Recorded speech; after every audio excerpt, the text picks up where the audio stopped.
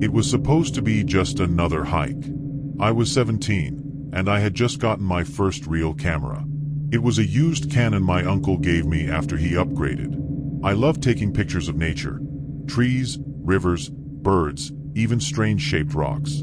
That weekend, I decided to explore a lesser-known trail in the woods behind my cousin's house. People didn't use it much anymore because it didn't show up on many hiking apps, but that only made it more exciting. I packed my small backpack with a bottle of water, a sandwich, my phone, and of course, my camera. It was around 11 a.m. when I slipped through the back gate and started walking toward the forest. The sky was cloudy, but I didn't think much of it. The trail started off clear and easy to follow. It was quiet, just the sound of birds chirping and my boots crunching the dirt. After about 30 minutes, I came to a fork. One path led uphill and looked freshly used. The other path was covered with fallen branches and leaves. I chose the messy one. I wanted something different, something nobody had taken pictures of before. The deeper I walked, the quieter it got. I remember pausing at one point and noticing that I couldn't hear the birds anymore. Just wind. And even that was soft. It felt like something was watching me, but I told myself it was just my imagination. Then I saw it. A wooden sign nailed to a tree. It was crooked and old. It said, "Welcome to Stillman's Trail."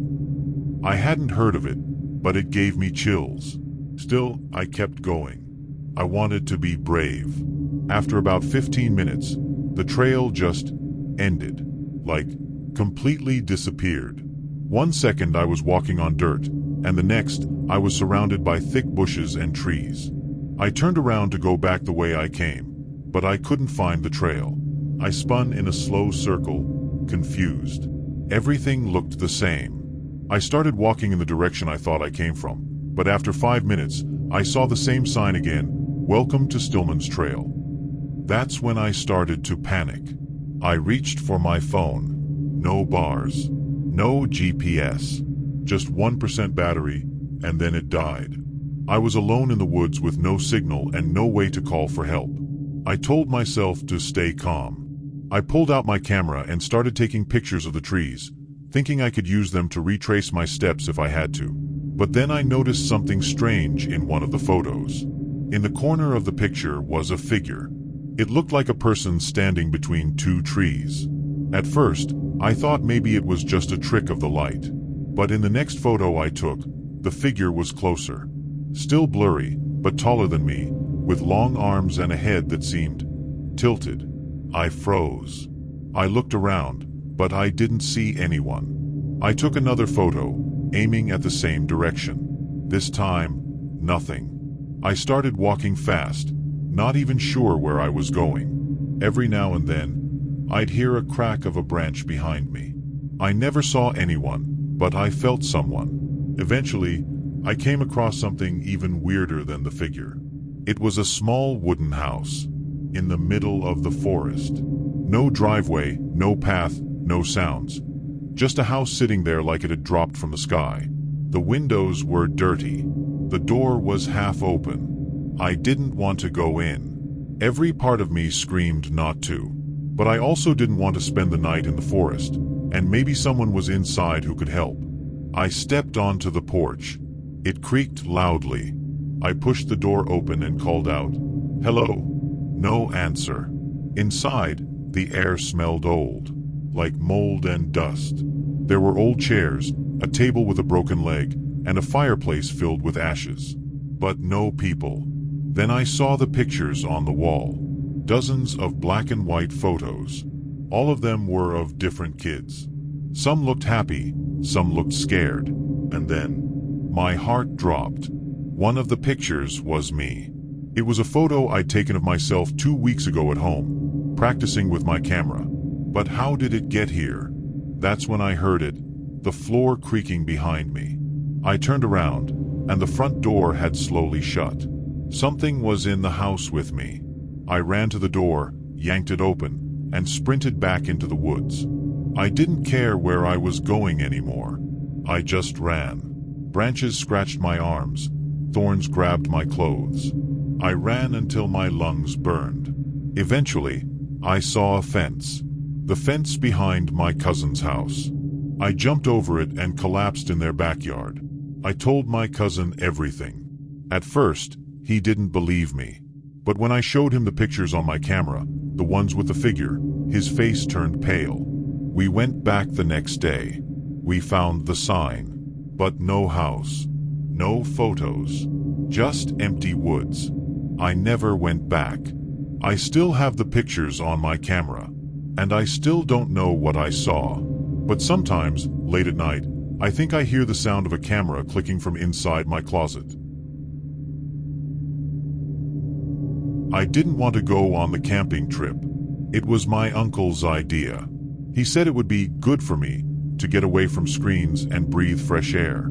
So he packed up our things and drove us 2 hours to this forest near the mountains. At first, it was okay. The trees were tall and beautiful.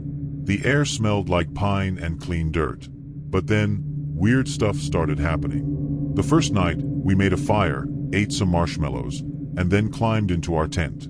I had trouble sleeping because of the strange noises outside. Rustling, cracking branches, and whispering. I told myself it was just animals or maybe the wind, but it didn't feel like that. The whispers sounded like words. I couldn't understand them, but they were soft and fast, like someone talking quickly just outside the tent. The next morning, I asked my uncle if he heard them. He said no. He laughed and told me to stop watching so many scary movies. But I could tell he was just pretending not to be worried. That afternoon, we hiked deeper into the forest, way off the main path. My uncle said there was a hidden waterfall that no one else knew about. The deeper we went, the quieter it got. No birds, no bugs, just silence. It didn't feel right. After about an hour, we stopped to rest. That's when I saw it. Carved into the bark of a huge tree was a name. My name. Tommy. I froze. Uncle Ray, I said, pointing. Did you do that? He looked at the carving and shook his head. Nope. That's strange. We didn't talk about it after that, but I couldn't stop thinking about it. Who would carve my name into a tree in the middle of nowhere? Later that evening, we made it to the waterfall. It was beautiful, hidden behind some rocks and surrounded by ferns. We decided to set up camp nearby, even though I felt a little uneasy. That night, the whispers came back. Louder. Closer. I sat up in my sleeping bag and held my breath. I was sure someone was outside. Then I heard my name. Tommy. It was a low, slow voice. It sounded like a woman, but it was deep and strange. Not normal. Uncle Ray. I whispered, shaking him awake. He sat up groggily. What is it? Someone's out there, I said. He grabbed the flashlight and stepped outside. I followed close behind, but there was nothing. Just darkness and trees. He told me to go back to sleep. I didn't.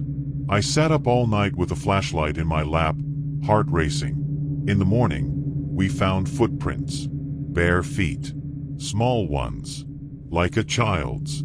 Probably someone messing around, Uncle Ray said, but his voice didn't sound sure anymore. We packed up quickly and headed back. But the forest didn't want us to leave. The trail we came in on, it was gone. We walked for hours, but the trees all looked the same. I felt dizzy. The whispering came back in the middle of the day. This time, both of us heard it. We ran. Branches scratched our arms and faces. I tripped and fell and scraped my knees. My uncle pulled me up and said, "Keep going." But we were just going in circles. Then we saw the tree again. The one with my name. Except now, there were more words beneath it. He belongs to the forest.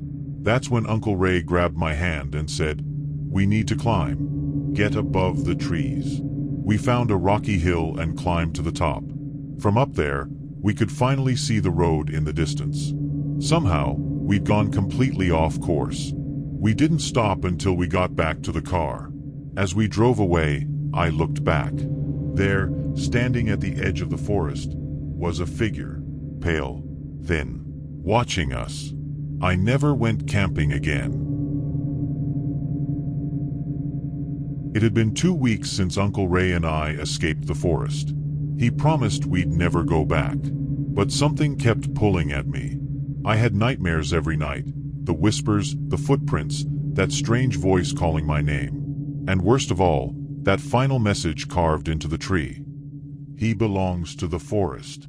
I kept thinking, what did it mean? Why me? One evening, Uncle Ray showed up at our house. I thought he was there to check on me. But instead, he handed me a photo. It was a blurry picture, like it was taken through fog.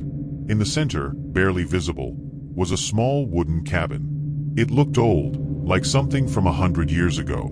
The windows were black and the roof was falling apart. I didn't tell you this before, he said. But on the hike before we saw your name on that tree, I saw this cabin. Where? In that forest. But when I tried to go back the next day, it wasn't there. I stared at the photo.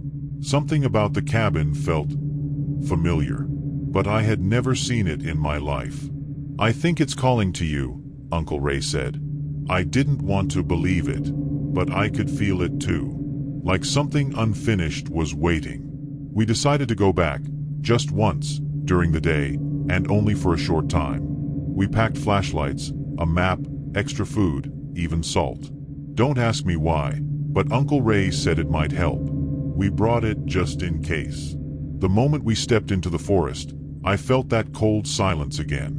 No birds, no bugs, just stillness. It was like the trees were holding their breath. We followed a different trail this time, sticking close to a river. After about an hour, I stopped walking. Something was different. Ahead of us, where there had only been thick trees and brush last time, there it was. The cabin. Just like in the photo. It shouldn't have been there. The wood looked rotten. The door was slightly open. Moss covered the roof. And carved into the wood above the doorframe, in the same scratchy letters as before, was a message. Welcome home, Tommy. Uncle Ray grabbed my arm. We're not going in. But I couldn't move. My legs were frozen. Something was pulling me forward, not with force, but with curiosity. A memory I didn't recognize. Just for a second, I whispered. I need to see. Against his better judgment, Uncle Ray followed me in. The floor creaked. Dust floated through the air. The walls were covered in old pictures, but the faces in them were scratched out. All except one. A photo of a boy. About my age. He looked like me. A lot like me. On the back of the photo, in the same messy handwriting. He came back. Suddenly, the door slammed shut. The lights flickered, even though there were no lights. Then we heard it again. That same whispering voice. Closer now. Inside the cabin. Tommy, stay with us. I turned around. Uncle Ray was pouring salt in a circle on the floor. Get inside the circle, he said. I did. The moment I stepped in, the whispering stopped. Just like that. Silence. Then something heavy thudded on the roof. Followed by another. And another. It sounded like footsteps. Crawling, dragging. I looked out the window and nearly screamed. The trees were moving. Not the branches. The whole trees. Leaning in. Surrounding the cabin. Like they were alive. Uncle Ray grabbed my shoulder. We have to leave. Now. He kicked open the door and we ran, jumping over roots and branches that hadn't been there before. The forest tried to trip us, to trap us. The path twisted and changed behind us. But somehow, we made it back to the river. And when we looked back, the cabin was gone. Completely. No trace. No foundation. Nothing. Just trees. We haven't spoken about it since. Uncle Ray burned the photo. But last night, I woke up to something strange. There were muddy footprints in my bedroom. Small, and scratched into the window glass were 3 words. You came back.